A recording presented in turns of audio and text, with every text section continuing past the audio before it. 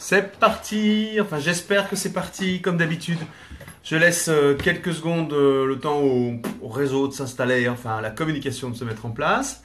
Et puis le premier petit coucou va faire dire que je suis bien en direct et que je peux démarrer avec toutes les questions que vous m'avez posées. Et que Shelly, comme d'habitude, avec beaucoup de professionnalisme, a regroupé, à organiser, etc., à modérer. C'est super. Voilà. C'est bon? Ouais, c'est bon. Ok, on est parti pour le direct. Bonjour à tous donc. Il fait très beau ici, comme d'habitude dans le nord. Non, c'est faux. En fait, là, il fait un temps un peu gris, c'est pas grave. L'important, c'est les échanges qu'on va avoir sur les sujets, les questions que vous avez posées. On commence. On commence par Françoise qui parle de vernicole.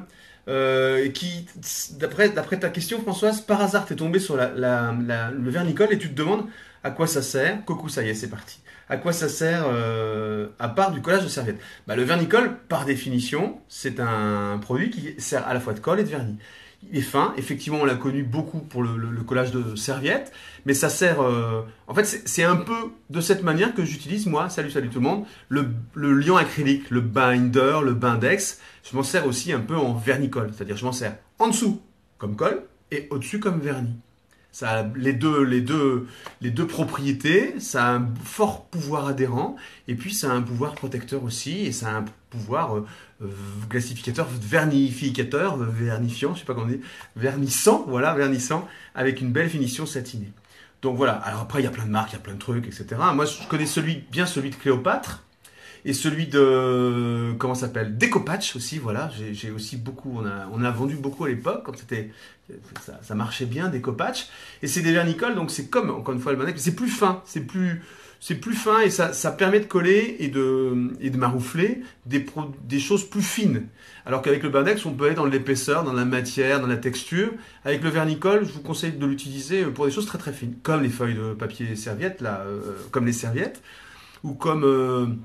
du Wenzu, vous savez, tous les travaux qu'on peut faire ensemble avec le papier Wenzu et les impressions, ça marche bien avec du vernicole. Salut tout le monde.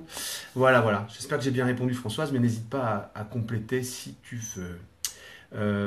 J'aimerais expérimenter les pastels avec l'eau. Annick, bienvenue au club, Annick. J'ai fait moi plein de trucs avec l'eau, enfin avec les pastels surtout. Je vais te raconter. Alors, elle a essayé plein de choses, c'est super intéressant, mais globalement, de l'humidité avec du pastel. Alors moi j'ai fait encore une fois pareil, parce que je rêvais d'avoir finalement sur des œuvres, certaines œuvres, le pastel, vous savez ce côté un peu sec là, et pigment pur, quasiment pur, qui reste sur l'œuvre en finale. J'ai déchanté parce que j'ai quasiment pas réussi.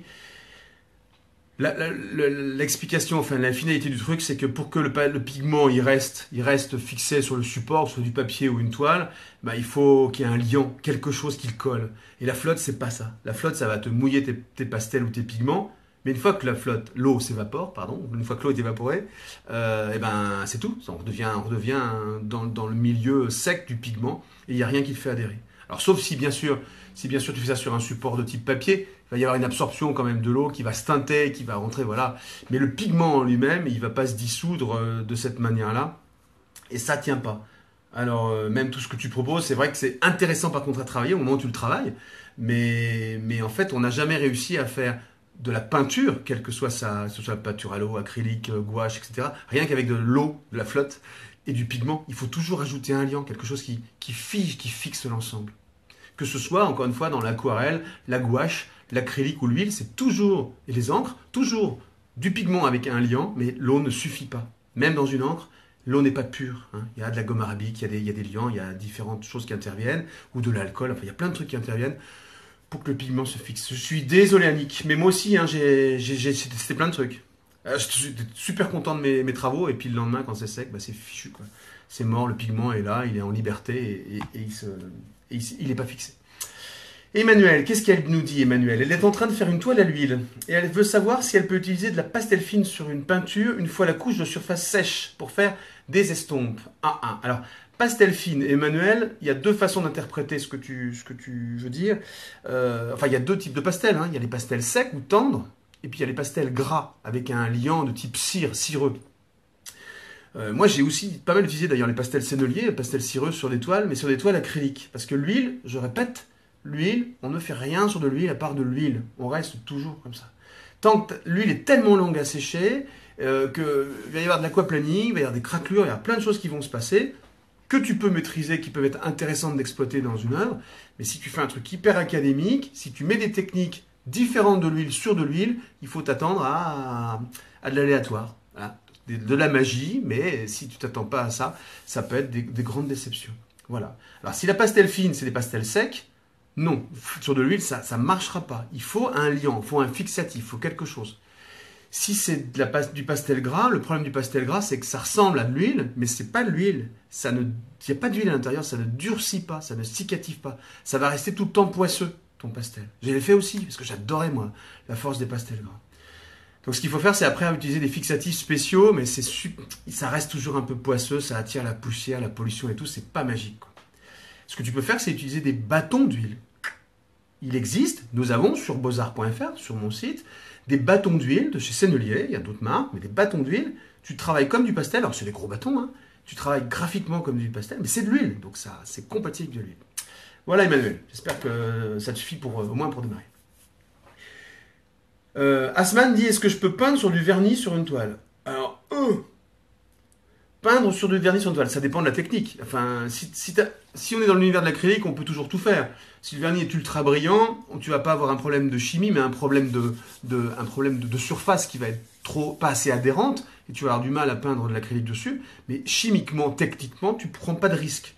Il faut simplement, si tu veux recommencer à peindre complètement, abraser ton vernis s'il est trop brillant, pour avoir une surface d'accroche plus efficace. Et si c'est par endroit, bah, tu peux très bien, l'acrylique il tient quand même sur pas mal d'endroits. Voilà, ça c'est pour l'acrylique. Maintenant, si tu bosses dans l'huile, non. Non, sur l'huile, il ne faut pas faire tout ça. Si tu veux revenir sur une huile qui est bien sèche, hein, longtemps après, des mois et des mois après, tu vas retravailler ton accroche avec un vernis à retoucher. Donc tu vas passer du vernis à retoucher aux endroits où tu veux réintervenir, et ça va... Je simplifie, hein, ne hurlez pas les spécialistes, je simplifie, ça va ramollir en fait la couche supérieure et ça va la rendre suffisamment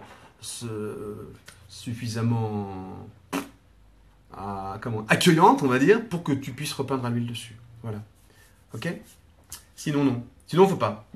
Mais le faux pas, c'est du faux pas tel qu'on dit dans les beaux-arts, c'est-à-dire, il faut pas pour pouvoir maîtriser tout. Si vous voulez découvrir des trucs, vous pouvez toujours, on peut toujours faire. On peut travailler les craquelures, on peut travailler les bosses, on peut travailler les bulles, on peut faire plein de trucs. On peut faire les sorciers et les sorcières. Ça c'est fait. Ensuite, Univers Pastel. L'Univers Pastel, coucou, salut, ouais, j'ai vu passer beaucoup de fois. Peut-on utiliser du drawing gum avec de l'acrylique? Alors, tu suis pas toutes mes vidéos, tu n'as pas lu les 800 vidéos. J'ai fait, je sais plus où ça se trouve. Ça doit se trouver, je crois que sur Cours Beaux-Arts, dans les tutos de Fred, j'ai testé plein de manières de faire des réserves à l'acrylique, avec du ruban crève, avec plein de choses. Il y a plein de moyens de faire des réserves, c'est-à-dire de réserver des endroits où on ne va pas peindre, et en particulier avec du drawing gum. J'ai fait le test, ça marche. Ça marche à condition de ne pas faire des grosses épaisseurs. Salut tout le monde! À condition de ne pas faire des grosses épaisseurs d'acrylique. Si tu mets un gros pâté d'acrylique sur du drawing gum, évidemment le drawing gum... il ne va plus réagir. De toute façon, tu ne vas plus pouvoir le frotter après. Hein. Donc, un jus d'acrylique, une couche très très fine d'acrylique sur du drawing gum. Après, tu peux plucher le drawing gum et faire réapparaître ce que tu avais écrit, dessiné ou réservé en dessous. Ça marche, je l'ai fait. J'en étais où? J'en étais à Univers Pastel. Ensuite, Asman, quelle est la peinture acrylique blanche la plus éclatante? Alors, éclatant, j'interprète comme la plus pure, la plus couvrante, c'est le blanc de titane. Je répète toujours la même chose. Pour ceux qui me suivent, tant pis, je ne radote pas. C'est vous qui radotez. C'est le blanc de titane qui est couvrant et opaque. Et c'est le blanc de zinc qui est plus transparent et qu'on va utiliser pour les mélanges. Donc le blanc le plus éclatant, sans parler de marque, hein, c'est plutôt... Il faut plutôt se diriger vers les titanes. Il y en a d'autres, mais classiquement. Et puis si tu veux un blanc qui pète vraiment sur ton travail, travailler vraiment du blanc, il faut aller dans les extra fines, des peintures fortement concentrées en pigments, et des pigments très finement broyés, pour qu'ils soient vraiment exploités, et sinon, en étant dans les fines et dans les études, tu vas être obligé de mettre plusieurs couches. Voilà, Françoise, peut-on encadrer le carton toilé, et peut-il durer aussi longtemps qu'une toile s'il est préparé avec du médium et du gesso? C'est une super question, Françoise. On parle peu souvent des cartons toilés. C'est pourtant un très bon produit pour travailler. D'abord parce que ça prend pas de place, c'est non négligeable dans un atelier. Ensuite parce qu'on a la sensation quasiment de la toile, on n'a pas la souplesse de la toile, mais on a le grain de la toile, puisque c'est une toile qui est marouflée, tendue sur un carton ou sur un bois. Donc c'est vachement intéressant, et puis c'est plus économique, parce qu'il n'y a pas tout le travail de facture, la préparation du châssis en dessous. Donc c'est un super compromis, plutôt que d'acheter d'ailleurs des toiles à 2 balles, vraiment des toiles vraiment très très mauvaise qualité, il vaut mieux prendre un bon carton toilé, il vaut mieux faire ça. Et donc, c'était quoi la question? Peut-on encadrer le carton toilé? Alors, justement, une des limites du carton toilé, le truc, c'est que tu peux moins facilement l'encadrer qu'une toile, parce que tu n'as pas derrière des systèmes d'accroche qui vont facilement, tu peux accrocher au mur, donc tu es obligé de l'encadrer avec une baguette. Et c'est pas très simple, voilà. Enfin, après, ça veut dire que quand tu as fait un chef-d'œuvre sur un carton toilé, bah, tu peux le magnifier et l'exposer en le mettant dans une baguette, mais dans ce cas-là, il faut se payer un encadrement. Bon, voilà. J'espère que j'ai répondu, c'était ça la question, j'espère.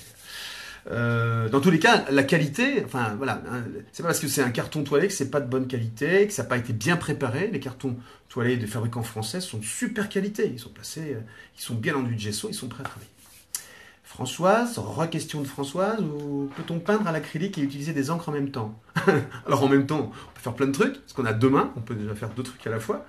Premièrement, ensuite, des encres acryliques existent, et ça va te permettre de travailler avec des encres liquides comme des encres, dans un univers de l'acrylique, et donc une fois sec, eh ben, ça va bien fonctionner. Donc ça, c'est possible. Tu peux aussi travailler avec des encres classiques sur l'acrylique. Attention, comme l'encre a besoin d'être sur un support absorbant, comme l'acrylique n'est pas absorbante, si tu travailles sur une acrylique sèche, ça va perler après. Hein, donc tu vas pas avoir quelque chose de très uniforme. Le travail que tu as dans le frais n'a rien à voir avec le travail une fois sec. Mais ça ne veut pas dire que c'est pas intéressant. Mais il ne faut pas être déçu, surpris, si en finale, ton encre, une fois sèche, elle n'a pas le même résultat, il y a des trucs qui se sont évaporés et ça n'a pas adhéré de manière uniforme sur l'acrylique. Mais c'est sympa, je m'en suis déjà servi pas mal de fois, c'est assez sympa. Alors il y a Family qui repose des questions sur les peintures phosphorescentes.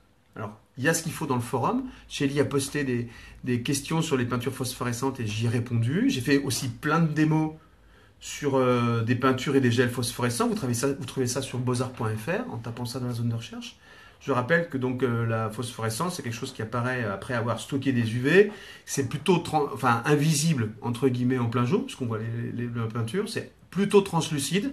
Et une fois la lumière éteinte, ça recrache. Je ne sais pas bien d'ailleurs comment ça marche, mais ça permet de retravailler un deuxième dessin. J'en ai parlé il n'y a pas longtemps, je crois, dans une série, dans un direct. Au secours, le truc vient de bouger, j'ai perdu mon fil. Peut-on peindre à l'acrylique? Ça c'est fait. C'est bon. Qu'est-ce qu'il y a d'autre? Au secours, je laisse passer ça. Quelqu'un me parle Annick me parle de la vidéo de Brigitte Corso, qui date d'un moment. Brigitte Corso est une grande artiste de la région, qui était venue faire une démonstration dans le magasin, à l'époque, bien avant coursbeaux-arts.fr. Et elle travaillait le pastel sur des fonds texturés. Elle travaillait avec des collages, c'était magnifique, ouais, je me souviens. Des collages, des matières, des gessos, etc. Quelle colle utilisez-vous? Alors là, tu fais ce que tu veux, Annick. Parce que les pastels, c'est des pigments que tu vas poser dessus. Tu te souviens, elle travaillait beaucoup avec des frottis, des superpositions, etc. Et tous les reliefs qu'on avait créés avec ces matières, ils étaient exploités et magnifiés par le passage des pigments des pastels. C'était génial, c'est génial. Regardez la vidéo, elle est vraiment chouette. Mais donc, tu peux coller avec ce que tu veux. Moi, j'ai des artistes qui travaillent beaucoup avec de la colle blanche. La colle blanche, pour matériaux, la colle à bois. Sauf que moi, je ne l'utilise pas trop parce qu'elle n'est pas certifiée pH neutre. Ça veut dire que s'il y a un peu d'acidité dans cette colle, dans sa fabrication, elle risque d'attaquer les pigments dans le temps. Donc je préfère, et je suis bien placé pour ça, utiliser des produits qui sont Beaux-Arts, qui sont pH neutre sans acide. C'est super important. Donc des colles, par exemple des colles pour encadrement, sont top. pH neutre sans acide. Vous vérifiez bien qu'elles sont spécifiées comme ça. Sur beaux-arts.fr ou ailleurs. Voilà. Et puis, bien sûr, pour coller, le liant acrylique, le binder, le Bindex, le vernicole, enfin, il y a plein. Le gel, les gels acryliques ont un très fort pouvoir collant et peuvent créer des reliefs qu'on peut après travailler avec les pastels. Et bien sûr, le molding paste. Molding paste, donc cette pâte blanche qui, une fois sèche, est bien rugueuse, garde les aspérités de vos gestes. Salut. Et donc, vous permettent après d'aller travailler en couleur et en particulier pastel. Alors après, Sylvie, c'est compliqué Sylvie, parce que tu postes un truc en disant je voudrais faire pareil, est-ce que tu peux...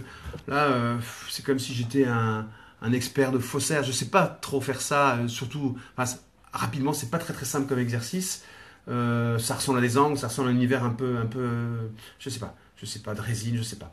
Je peux pas répondre, c'est pas facile. Et puis surtout, c'est pas très visuel de m'écouter, de me regarder, alors qu'il n'y a pas l'œuvre que Sylvie aimerait reproduire. On en reparlera. Je crois que c'est Sylvie. J'espère que je me trompe pas. Latifa nous dit, ah, au Maroc, je trouve pas beaucoup de matos, c'est difficile. Et donc, Fred, tu parles toujours du Bindex. Et j'en trouve pas. Par quoi je peux le remplacer? Alors, on tourne toujours autour du même pot. Il faut un truc avec du pouvoir collant, qui soit neutre, sans acide. Donc, tu peux y aller avec de la colle à bois, prendre la bonne colle à bois, c'est déjà pas mal. Tu peux coller plein de trucs. Et pour remplacer le Bindex, si tu as du gel acrylique, tu prends du gel acrylique. Ça marche. S'il est trop épais ton gel, que tu veux avoir plutôt la texture du Bindex, bah, tu le mélanges avec du liant acrylique. Ah bah non, si t'as pas de liant acrylique, tu vas pas avoir de Bindex. Je suis bête. Le Bindex, c'est une marque, hein, attention, on dit binder plutôt, ou liant acrylique. Donc voilà, la colle à bois, ça peut servir, ou des médiums pour acrylique, mais si tu trouves pas de Bindex chez toi, je pense pas que tu trouveras des médiums plus liquides. Voilà, pour ça. Peut-on mélanger de l'acrylique avec de la résine? Bah, vous êtes tous des sorciers et des sorcières. En fait, vous adorez les mélanges, autant que moi. On peut tout faire, sauf des produits qui sont dangereux quand on les mélange. Mais là, acrylique et résine, on peut. Mais ça sert à... C'est pas génial. Il y a déjà eu des réponses, d'ailleurs, dans ce sens-là. C'est pas tout à fait les mêmes univers, en fait. Tu peux faire ton fond à l'acrylique. C'est qui, Jean-Baptiste? Jean-Baptiste, tu peux faire ton fond à l'acrylique et puis aller travailler des résines au-dessus. Ça, c'est vachement bien.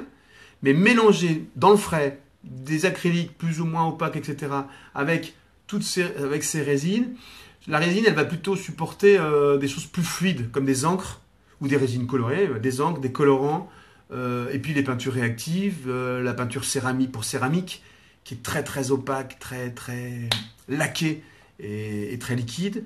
La peinture pour vitrail, qui a les mêmes propriétés mais qui est transparente, tu vois. Moon et Prisme, toutes ces peintures-là qui sont liquides, elles vont bien se promener dans la résine.